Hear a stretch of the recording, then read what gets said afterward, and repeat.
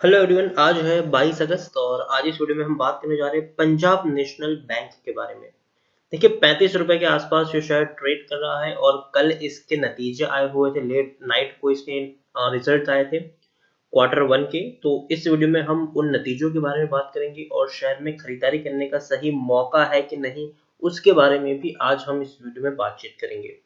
लेकिन उससे पहले अगर आपने अभी तक चैनल को सब्सक्राइब नहीं किया है तो प्लीज अभी इसे सब्सक्राइब कर लीजिए, क्योंकि आगे भी बहुत सारे वीडियोस हैं जो आपको काफी ज्यादा हेल्प करेंगे।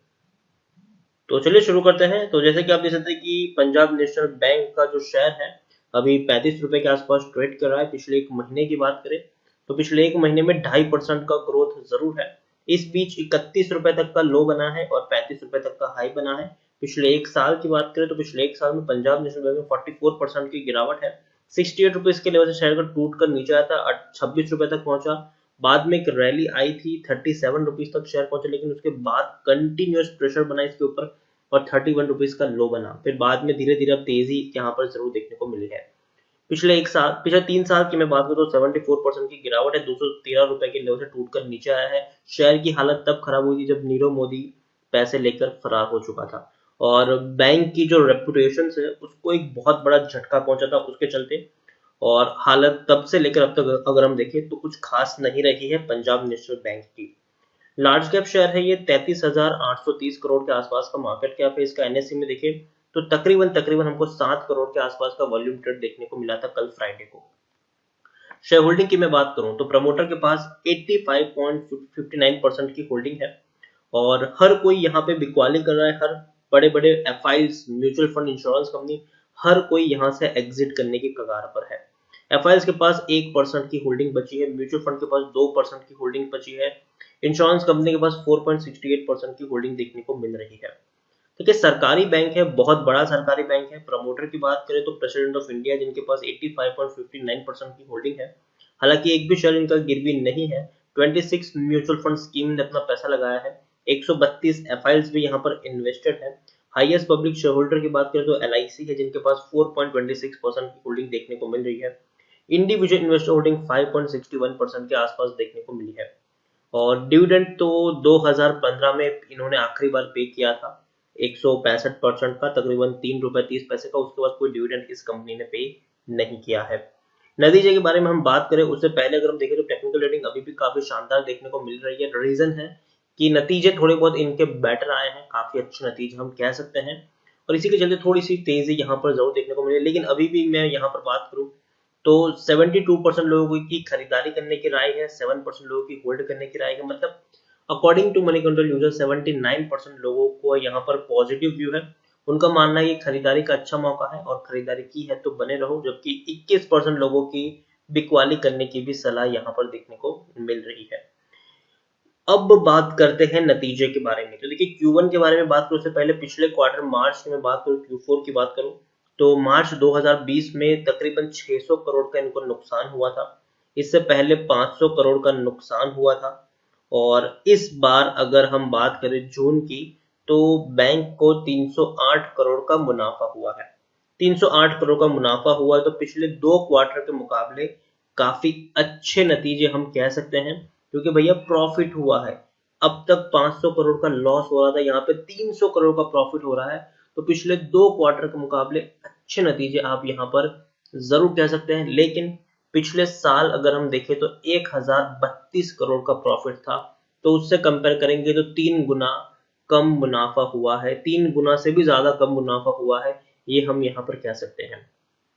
लेकिन फिर भी एटलीस्ट इन्होंने मुनाफा कमाया, ये बहुत अच्छी बात है। लेकिन अगर हम एक चीज को यहाँ पर ध्यान से देखें तो एक चीज यहाँ पर यह भी है कि इस बार सारे पीएसयू बैंक ने एक बढ़िया मुनाफा कमाया है। इवन इवन अगर हम इंडियन ओवरसीज बैंक की बात करें जो शायद मुश्किल से 11 रुपए के ऊपर ट्रेड करा है, उसने भी 120 करोड़ का मुनाफा कमाया है। तो हर कोई बैंक ने अच्छा मुनाफा कमाया है। मॉरेटोरियम का भी कहीं ना कहीं थोड़ा बहुत फायदा मिलता हुआ देखने को मिला है, ये बात भी तय है। तो थोड़ा सा प्रॉफिट यहाँ पर जरूर हुआ है और अच्छा प्रॉफिट कमाया है इस बार इस बैंक ने। तो शॉर्ट टर्म के लिए शायद एक रिलीफ मुझे लगता है कि जरूर मिल सकती है जिन्होंने यहाँ पर खरीदारी की है।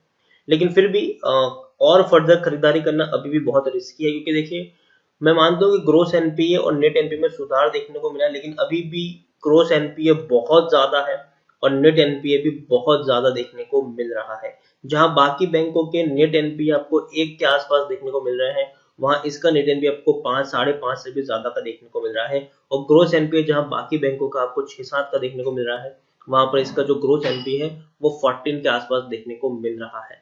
तो दिक्कत यहाँ पर वही है, नेट एनपीए और ग्रोस एनपीए की दिक्कत यहाँ पर काफी ज्यादा देखने को मिल रही है। और शेयर होल्डिंग की मैं बात करूं तो जरूर प्रमोटर कंटिन्यूसली खरीदारी कर रहे हैं, क्योंकि हर कोई बिकवाली करने पे लगा हुआ है। एफआईएस की बात करें, म्यूचुअल फंड की बात करें, इंश्योरेंस कंपनी की बात करें, हर कोई बिकवाली करने में लगा हुआ है। और आप देख सकते हैं कि मुश्किल से अब होल्डिंग कितनी बची है, वो आप खुद यहाँ पर देख सकते हैं कि 1% की होल्डिंग एफआईएस की, 2% की होल्डिंग म्यूचुअल फंड की, मुश्किल से 4.5% की होल्डिंग आपको इंश्योरेंस कंपनी के पास देखने को मिल रही है। तो बहुत ही कम होल्डिंग बची है बड़े बड़े फंड हाउसेस के पास, हर कोई बिकवाली करने में लगा हुआ है। इस बार क्या है कि इस बार के जो नतीजे हैं, मैं मानता हूं कि अच्छे नतीजे हैं, बेटर नतीजे है। 308 करोड़ का एटलीस्ट इसने मुनाफा कमाया है, लेकिन ऐसे ही अच्छे नतीजे आपको ज्यादातर बैंकों में देखने को मिल रहे हैं। तो कोई बहुत बड़ी बात यहाँ पर देखने को नहीं मिली है। पंजाब नेशनल बैंक में मुझे लगता है कि इस अच्छे नतीजे के चलते शायद यहाँ से आपको 1-2 रुपए का और अपसाइड देखने को मिल जाएगा, लेकिन वापस से शेयर फिर से टूटना शुरू हो जाएगा।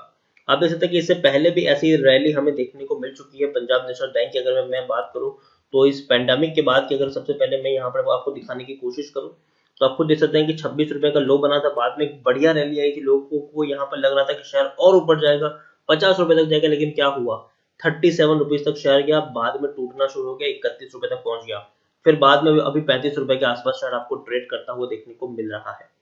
तो ओवरऑल मैं यही कहना चाहता हूं कि पंजाब नेशनल बैंक, अगर आपने खरीदारी नहीं की है तो खरीदारी करने की जरूरत नहीं है। उससे बेहतर है कि आप स्टेट बैंक ऑफ इंडिया को चुने या फिर फेडरल बैंक को चुने। और अगर आपने ऑलरेडी खरीदारी की है, आप प्रॉफिट में हो, तो आपको प्रॉफिट बुकिंग कर लेनी चाहिए, पहली चीज। और दूसरी चीज, अगर आप नुकसान में हो और अगर आपका नुकसान बड़ा है, तो मेरे हिसाब से आपको यहाँ पर बने रहना चाहिए, क्योंकि आने वाले दिनों में हो सकता है कि कुछ यहाँ पर अच्छा निकल आए। क्योंकि अभी सरकार जो है वो एक लिस्ट प्रिपेयर कर रही है कि कौन कौन सी कंपनियों को सरकार अपने अंडर में रखेगी और कौन कौन सी कंपनियों को सरकार प्राइवेट प्लेयर हाथों में सौंप सकती है। हालांकि पंजाब नेशनल बैंक का क्या होगा उसके बारे में कहना भी इससे बहुत ज्यादा मुश्किल है, लेकिन वो तो आने वाला वक्त ही बताएगा, वक्त ही बता सकता है यहाँ पर। तो मैं आपको यही कहूंगा कि अगर आप बहुत बड़े नुकसान में हो तो ही यहाँ पर बने रहने का आप जोखिम ले सकते हो।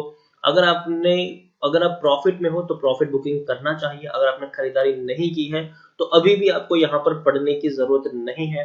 उससे इसके भी अलावा अच्छे अच्छे बैंक है, स्टेट बैंक ऑफ इंडिया है आपके पास, जो काफी सस्ते प्राइस पर अवेलेबल है। फेडरल बैंक भी आपको 55 रुपए के आसपास अवेलेबल है, वो भी एक अच्छी बाइंग आपके लिए हो सकती है।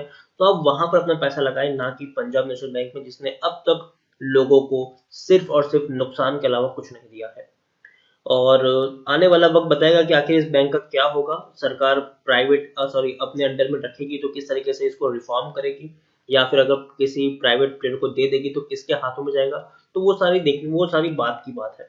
तो मैं यही कहूंगा कि अभी इसको अवॉइड करें, जल्दबाजी करने में ये मत सोचे कि सस्ता हो गया खरीदारी कर लेते हैं। तो मैं यही कहना चाहूंगा, अवॉइड करें, जल्दबाजी करने की जरूरत नहीं है। तो इसी के साथ वीडियो को एंड कर रहा हूँ। अगर आपको वीडियो पसंद आया हो तो प्लीज इसे लाइक करें, शेयर करें। अगर आप चैनल पर पहले ही बार आए तो प्लीज सब्सक्राइब करें, और पंजाब नेशनल बैंक के बारे में आप क्या सोचते हैं वो भी आप मुझे कमेंट में लिखकर बता सकते हैं। Thank you.